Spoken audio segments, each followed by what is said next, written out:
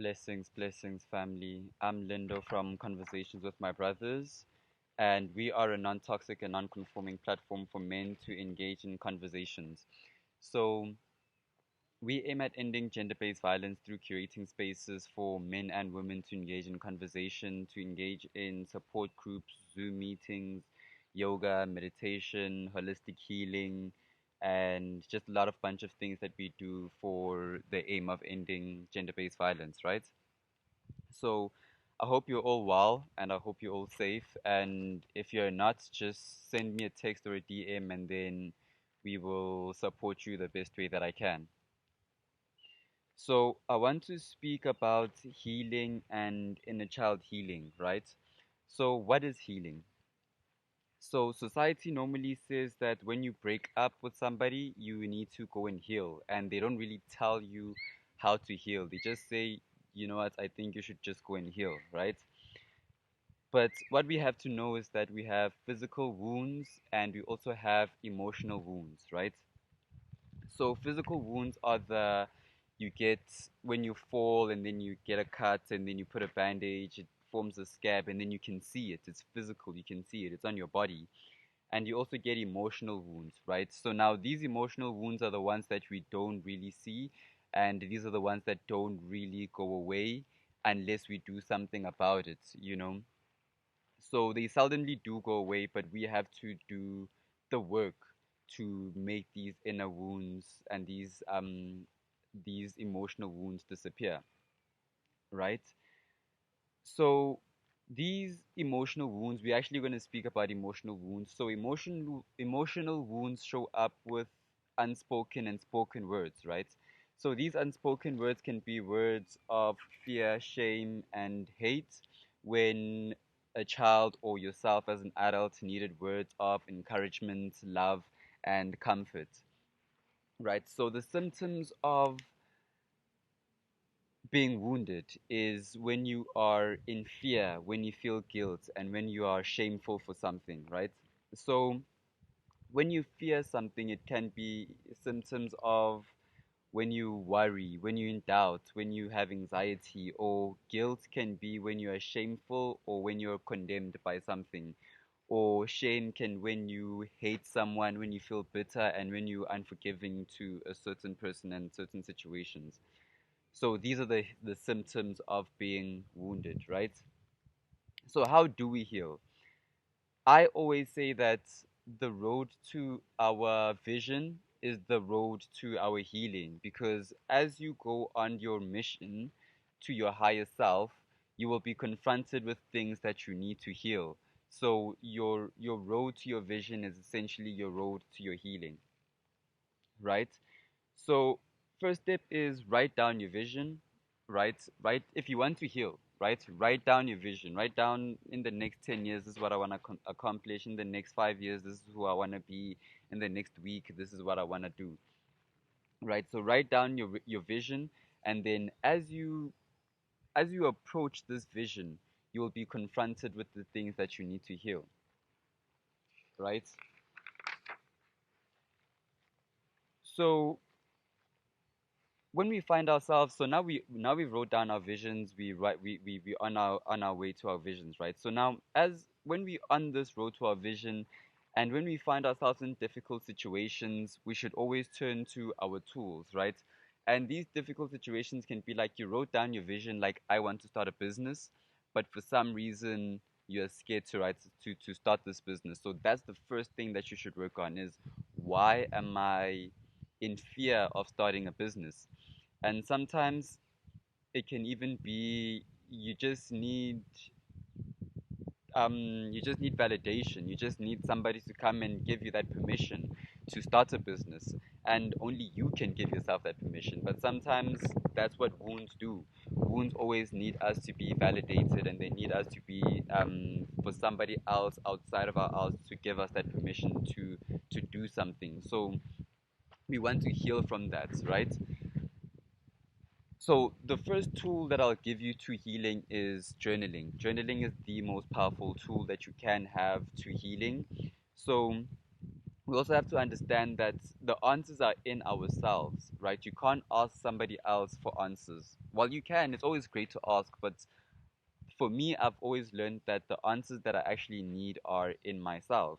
So when we're journaling, we have to ask ourselves the right questions. We need to prompt our brains to answer the right questions. So, like the example I gave, if you feel like you want to start a business, but you are somehow scared to start a business, it's always great to ask yourself, why am I scared to start this business?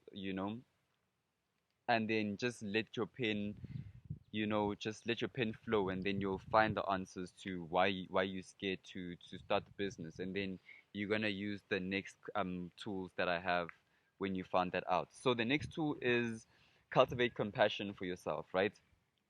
Become aware when you're judging yourself.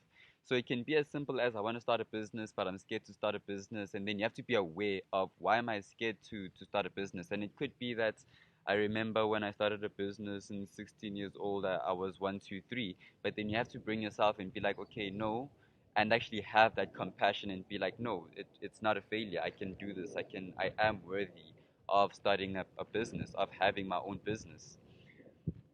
Right, so cultivate compassion for yourself. Be aware when you're judging yourself, and sometimes it can even be a thing of not feeling good enough for starting a business, or sometimes you can even feel imposter syndrome, where you feel like I want to be a public speaker, but I've never been a good speaker in general. I can't even speak in crowds. But then that's the imposter syndrome. That's when you have to realize that, oh no, I have something to work on here, right? So we need to also do self-worth affirmations. This one is a big thing. Self-worth affirmations, and be aware of what self-worth is. You have to know that you're just worthy just because you are made in the image and light of God.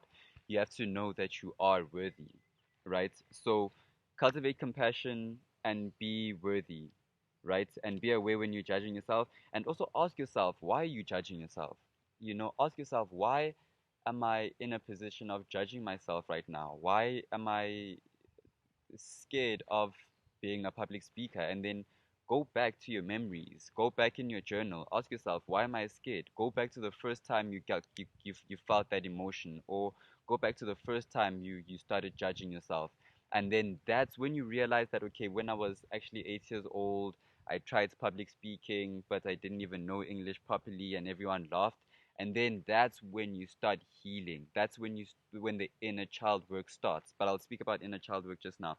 But then you have to be aware of, why am I feeling these emotions, right? And why am I judging myself? So that's the other thing. And another thing that I want us to remember is that we are healing fear, guilt, and shame, right?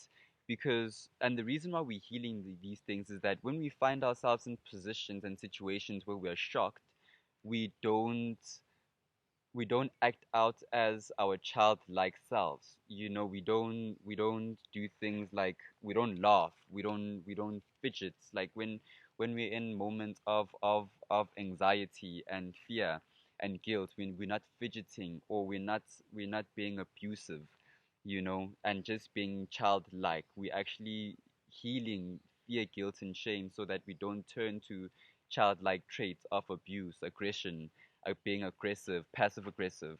We're not acting out like children. So that's the reason why we're also healing, right? Tool number 3: use positive emotions like hope and love, right? So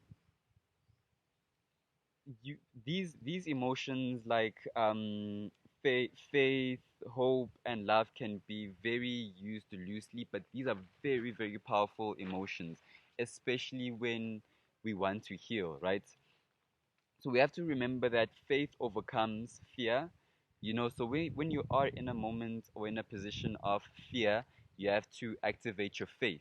You have to trust, believe, and have confidence that you are worthy. You have to have gratitude, because gratitude is the biggest emotion. When you feel gratitude for even being alive, you can overcome anything. And sometimes you can also just realize that you can using faith, you can be like, okay, my past is not like my present, therefore it will not be like my future. So you have to recognize your past and your present, and you have to have faith that I was there and now I'm here and I can still keep moving forward, right? So just recognize the past and the present and use faith.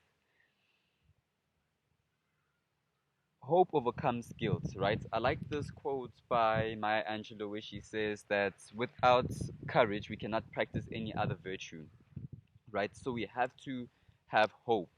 We have to have hope that we are going to feel worthy. We are going to validate ourselves. We are going to be the people that we see ourselves being. So we really have to have hope, right? And we also have to expect these things. Society really deems it very, very bad to have expectations. Like, no, if you have low expectations, I even forgot the quote that society uses, but I think it's with no expectation, there's no disappointment, something like that. But we have to expect things. We have to expect that I will be the man and the woman that I want to be in the next 5, 10 years, or even in the next week, right? And we have to love. Love is my favorite emotion, and we have to forgive, we have to let go, we have to surrender, and we have to release this built up aggression. I was speaking to my life coach the other day, and we were speaking about anger, and she was saying that sometimes in society we think that anger is a bad thing, and anger is can sometimes be a very great emotion to get something kick-started inside of you, and it will get that fire burning. But we have to understand that we do need to forgive, we do need to let go, we do need to surrender, you know and trust. If you really can't trust, you can look at nature and just look at the sun and just trust that the sun comes up every single day, and look at those qualities and embody those qualities, and just know that what the sun comes up every day, so therefore I will also rise every single day. you know just looking at nature and finding those qualities in nature, those qualities of love in nature. Inner child work, this is my favorite aspect of healing. I've found so much healing through inner child work. I've found so much connection with myself through doing inner child work. So, okay, let's talk about inner child work. So, at a certain age in our lives, we decide that, it's time for me to grow up, right? Whatever the case may be. You might have been bullied, like myself. I was once bullied, and I was like, this baby stuff, this childlike stuff, I'm leaving it in the past. I'm getting bullied. I need to step up. I need to be a man now. I need to protect myself. And then I just stopped doing things that really made me happy, like coloring in books, because I felt like if I used to color in books, they'd bully me. Or I'd stop, like, just doing childlike stuff. Okay. So we stopped doing childlike stuff like coloring in books, dancing in the rain, and imagining shapes in the clouds, like imagining pictures and shapes in the clouds. And then we because essentially these things are now what we realize that this is the childlike stuff. I can't do childlike things anymore. And then we stop discovering, we stop exploring, we stop imagining, because we feel like these are the things that are hurting us, and these are the things that are not making us the people that we want to be, or the people that our parents want us to be. And then we start judging. We start judging ourselves, we start judging other people, we start othering things, and we start labeling.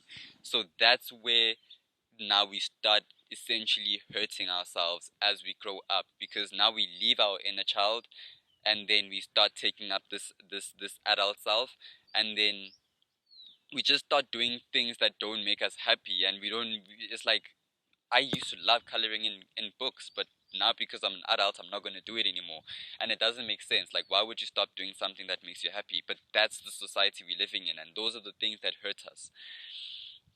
Also, we have to understand that happiness comes from within. You cannot look outside and find happiness. And we really need to tap into our inner child to find that happiness. We really do need to be like, okay, as a child, I used to enjoy skipping, and then you start skipping. I used to enjoy swimming, and then you start swimming. And then I used to enjoy writing stories, or I used to enjoy just doing things that your childlike self used to enjoy, and then you'll find so much healing in that. And not just that, but it's also about going back to your childlike memories, or your childhood memories. My bad.